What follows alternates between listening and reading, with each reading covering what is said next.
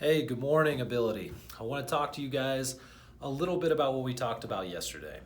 We talked about the neuroinflammatory process. We talked about how the subluxation triggers those things. But I got to thinking a little bit after Dr. Bryan's presentation on Friday, where he put up that big, long, confusing connect the dot chart, which makes a lot of sense when you take it step by step. But when you look at it, it's totally overwhelming. It got me thinking that pointing things out visually sometimes just works better. So I'm going to walk us through in my low-tech way what happens when we have a subluxation. And so when we take a look, and there it is, look at that beauty. It is exactly what Dr. Bryan put up there the other day, and it's in our favorite book, The Principles. And as we take a look and we start, and I know that's way out of focus, so forgive me, that is nociception, a subluxation, a misalignment that is putting strain on the spinal cord. No joke, that's what we adjust to make that tremendous change to the body. That puts stress on the thalamus. The thalamus is the sensory relay center, so of course that sends our signals to the amygdala, which is the stress and anxiety center.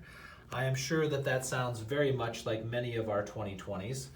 That sends signals over to the locus coeruleus, and that sends signals then to the hypothalamus, to the pituitary gland. And I'm going to slow down for a second. These relay centers basically are carrying this misalignment, this nociceptive signal. That sends it to the pituitary gland. Everybody knows the pituitary gland, but a lot of us don't realize what it does. It produces ACTH, or adrenocorticotropic hormone. What that does is produces cortisol and stress hormones. It also affects GH, growth hormone, and slows down the healing process. When we inhibit the healing process, bad thing, because we're just trying to survive, producing things in the adrenal glands like adrenaline, epinephrine, and cortisol, which is the long-term stress hormone. So essentially what happens is we take this pathway from that misalignment, increased nociception, increased pain, and what it leads to is this chain reaction, which in the short term can give us a stress boost. If we're injured, we get that quick fight back mechanism. But in the long term, which is basically what all of us were dealing with in 2020, we end up with massive dysfunction. So being able to explain how we got to this thing, when so many people come in and say, oh, I just slept wrong, or oh, I was just doing laundry and now my back's a wreck, I don't understand.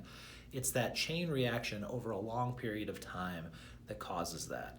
And if we're able to turn that around and explain to them that it's one thing after the next, after the next, after the next that led up to it, and have them understand it's a long-term problem, not a short-term problem, we can really help them to stay longer, heal more, and get to the place they want to be.